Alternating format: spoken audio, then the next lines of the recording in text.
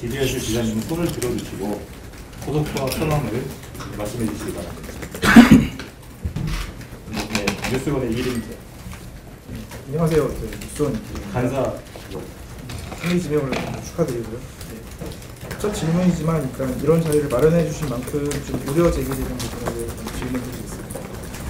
이제 야권이랑 이제 온라인상에서 김웅근 기자님한테 지난 1985년 이제 미국문화원 정부 사건 관련해가지고 미국 입국이 불가능하다, 반미주의자다라는 이제 소문 같은 소문들이 이제 많이 돌고 있는 상황입니다. 이제 이런 부분에 대해서 사실관계의 확인과 한미관계에 대한 입장은 어떤지 이제 말씀 부탁드리겠습니다. 한 2분 정도씩 듣고 제가 답변해도 괜찮겠습니까? 네. 한국경제TV 한국경제TV 전문가입니다. 저도 먼저 지명 축하드리고요. 저는 경제 상황과 관련해서 질문을 하나 드리겠습니다. 어제 이제 조선경제 TF에서 물가 문제 이제 부분에서 언급하셨는데 방금도 부장님께서도 경제 상황이 제2의 IMF 같은 어려운 상황을 진단하셨습니다. 그래서 현재 경제 상황에 대해서 어떻게 보고 계시며 또 부상비 및 물가 대책 그리고 뭐 추경 지금 많이 얘기 나오고 있는데 내수와 수출 부진을 타개할 대책 뭐 생각하고 계신 게 뭐가 있는지 궁금합니다.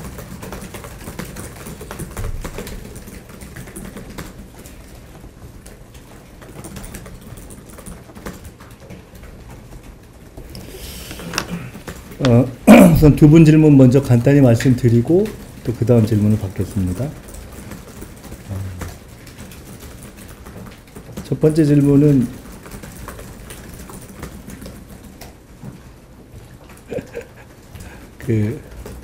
누가 진짜로 이런 질문을 하셨다면은 조금 더 저에 대해서 조사를 하셨으면 좋았겠다는 생각이 듭니다. 제가 비교적 저희 동년배 중에서 여행 자율화가 되거나 한 이후에 비교적 해외 경험을 많이 한 편에 속하는 사람 같습니다. 그래서 미국에서 비교적 다양한 공부를 했고 공교롭게도 전임 총리와 같은 학교도 다녔고 그리고 미국 헌법에 관심이 있어서 미국 변호사 또 자격도 받는 등 그렇게 됐습니다. 저는 미국에 대해서 미국의 가장 훌륭한 세계에 대한 수출품이 헌법이라고 보는 사람입니다.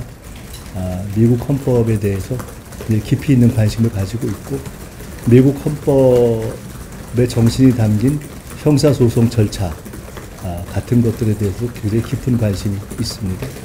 그런 점에서 우리 사회가 앞으로 가야 할 방향 중에 그런 미국 헌법의 정신이라든가 형사소송 절차의 구체적인 내용들은 상당히 앞으로도 참고할 바가 많다 이렇게 생각을 하는 사람입니다.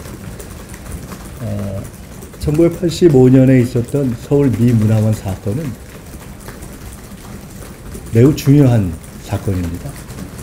1980년 광주 민주화운동 이후에 사실상 최초로 광주 문제를 세계에 알리고 그리고 그것을 알리기 위한 효율적인 방법으로 미국이 과연 한국 당시 전두환 노태우 씨에 의한 한국군의 군사 이동을 허용했는가라는 문제를 제기했던 사건입니다. 그 문제는 미국에 대한 찬반을 떠나서 한미 우리의 동맹 국가이자 우방이자 민주주의 국가로서의 미국이 어떠한 민주주의적 태도를 가지고 있는가를 물은 일이었고 더 근본적으로는 광주 민주화운동을 세계에 알리는데 굉장히 의미가 있었다고 봅니다. 그때 그 일을 통한 한국과 미국의 각성이 이번 빛의 혁명 과정에서 미국 정부가 일관되게 한국의 국민과 민주주의를 지지하고 군사반란 세력에 대해서 동의하지 않았던 그러한 역사적 경험을 축적한 것이 아닌가 이렇게 생각합니다. 드리고요. 타자 소리 때문에 뒤쪽에서 잘 안 들려서 이거 볼륨 좀 올릴까요? 아니 그래서 제가 처음에 마이크 있냐 여쭤본 건데 앞으로는 마이크가 있으면 갖다 놓으세요. 여기. 마이크 시설이 여기 원래 없어서. 아니 그래서 근데 잠깐만 그저 이렇게 휴대용 마이크가 있으면 저희가 다음에 하거나 좀 편리하게 할 수 있게 하겠습니다. 앞으로 저기 뒤에서 잘 안 들리시면 저한테 눈짓을 하세요. 볼륨 올려라 이렇게. 그러면 제가 볼륨을 싹 올릴 테니까. 아 그래서 저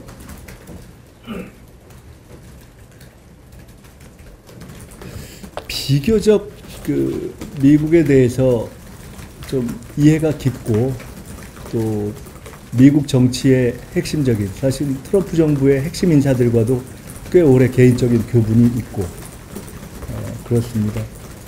그래서 저는 한국 정치의 주요한 역할이 각 주변국과 그 주변국이 가장 중시하는 논리에 따라서 대화를 할 줄 아는 것이 필요하다고 믿는 사람입니다.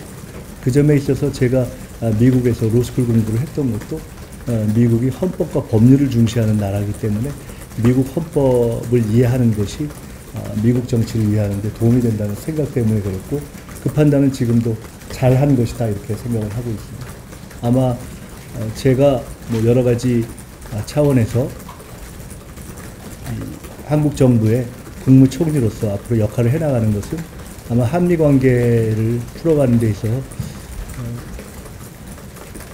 일정한 기여로 작동하지 않을까 이렇게 보고 있습니다. 두 번째로 현재의 경제 상황에 대한 판단과 대책을 말씀 주셨는데 이에 대한 것은 근본적으로는 이번 인사청문 과정에서 여야 의원님들의 다양한 질문 또는 문제 제기에 답하는 과정에서 국민 여러분 앞에서 새 정부와 제가 현재의 경제 상황에 대한 진단을 놓고 또 그 해법을 놓고 풍부한 논의를 벌이는 장이 됐으면 좋겠다 이런 말씀을 먼저 드립니다. 오늘은 제가 처음에 이 인사청문회에 임하는 기조를 말씀드리는 자리이기 때문에 너무 자세한 말씀을 드리진 않겠습니다. 다만 몇 가지만 말씀드린다면 제가 IMF 97년도 상황에 이현재 위원장이 비대위원장이던 IMF 비대위의 대변인을 했던 사람입니다. 제가 당시 초선 재선 시절에 재경위 정무위를 했었습니다. 그래서 실물경제 경험이나 경제학 전공은 아니지만 비교적 경제 정책을 쭉 다뤘고 당시 가장 우리 최근 근세사에서 구조조정 관련한 사안들이 많을 때 그 경제정책의 실물 현장의 중심에 있었던 사람이고 꾸준히 그분들과 교류를 해온 사람입니다. 지금은 제가 IMF 때보다도 더 어렵다고 말씀드리는 것은 오늘 제가 어떤 언론을 보니까 어렵다고 이야기하는 것은 맞는데 좀 과장 같다 하는 기사를 제가 어디서 봤습니다. 과장이 아닙니다.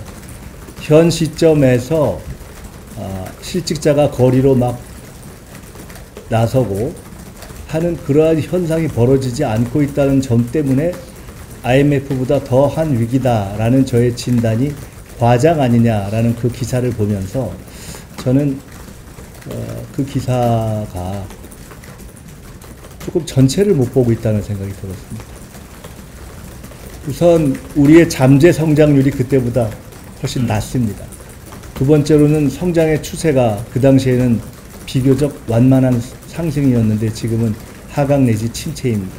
세 번째로는 우리의 산업적 환경이 어느 때보다 어렵습니다. 특히 미국, 중국, 일본 등 주변 환경이 다 만만치 않습니다. 네 번째로는 미국, 중국, 일본, 러시아, 북한 등 주변 주요 5개국의 관계가 그때보다 훨씬 복잡합니다. 다섯 번째로는 물가라든가 부채 등등의 상황이 국가 재정을 포함해서 다 만만치가 않습니다. 그래서 게다가 트럼프 대통령이 제기한 관세 협상을 앞두고 전 세계적으로 경제의 판이 바뀌는 상황을 앞두고 있고 그것을 담당해야 할 직전 정부는 사실은 일정한 유산을 남겨놨다기보다는 부채를 극심하게 남겨놓은 상태로 떠나갔습니다. 그렇기 때문에 사실은 매우 어려운 상황이다 이렇게 말씀을 드리는 것입니다. 결국은 어떤 장기 대책을 세울 것인가, 어떤 중기 대책을 세울 것인가, 어떤 초단기 대책을 세울 것인가, 그리고 경제 성장의 회복이라는 절대 과제와 함께 우선 극심한 생활고에 시달리고 있고 하루하루를 지탱하기 어려운 중소상공인, 자영업자, 서민, 심지어 대부분의 기업들에 있어서 어떻게 당장의 이 위기 극복 해법을 제시할까 등등의 문제들이 난마처럼 얽혀 있습니다. 저 개인적으로는 이 문제를 오래 생각해 왔고 대통령님과도 이런 문제에 대해서 오랫동안 토론해 왔기 때문에 일정하게 생각이 있습니다만은 오늘은 그에 대해서 말씀을 드리는 것보다는 저희들이 그렇게 복합적으로 생각하고 있다. 이 문제에 대해서는 제 개인적인 의견으로는 이번 인사청문회 사전 준비 과정에서 제게 대한 신상 검증을 철저하게 언론과 또는 국민들이 제기하는 문제와 야권들이 하시고 그것들을 마친 후에 오히려 본 검증의 시간인 국회 검증에서는 바로 이러한 문제를 본격적인 정책 토론으로 다루는 것이 이 시기에 맞지 않겠는가 하는 말씀을 드리면서 다시 한번 이 문제에 대해서 본 인사청문회 과정에서 충분히 말씀을 드리고 더 기대하는 것은 저희의 의견보다 앞으로 국민 여러분의 많은 말씀을 듣고 특히 야권이 현재의 위기를 헤쳐가는 데 있어서 좋은 제안을 주시면 그런 것들을 초당적으로 경제와 외교는 함께 하는 것이기 때문에 그런 점에서 저희들이 잘 받아 안을 마음의 준비를 갖고 저는 청문회에 임하겠다 하는 말씀을 드리겠습니다. 물가대책 문제를 제가 아까 모두 발언에서도 말씀드렸고 질문에도 주셨는데 매우 중요한 문제라고 봅니다. 실제로 저희들이 대선 기간 과정에서도 앞으로 제기될 여러 문제 가운데 부채 문제와 물가 문제, 소비 진작 문제를 굉장히 중시해서 대통령님과도 사전에도 말씀을 드렸던 바가 있습니다. 대통령님께서 첫 회의를 마치시고 현충원 행사 후에 현충일 행사 이후에 시장을 가시고 물가 문제를 제기하시고 라면값을 제기하신 것은 우발적인 것이 아니다.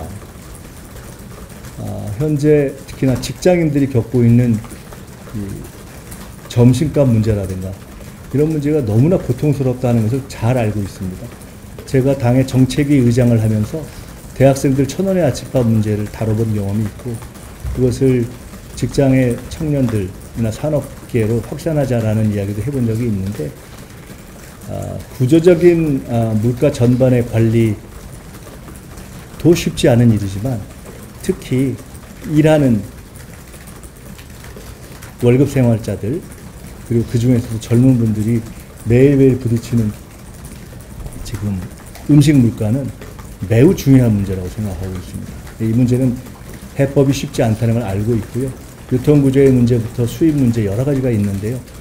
일단 제가 인사청문 과정에서 이에 대해서 좋은 제안이 오시면 받겠지만은 그때까지 혹시 질문을 주실 경우에 답하기 위해서 오늘 내일에라도 정부 차원 그리고 국무총리실 차원에서 준비할 수 있는 물가대책 간담회를 좀 열어서 제가 토론할 수 있게 해달라라는 이야기를 국무총리실에 요청을 해놓은 상태입니다.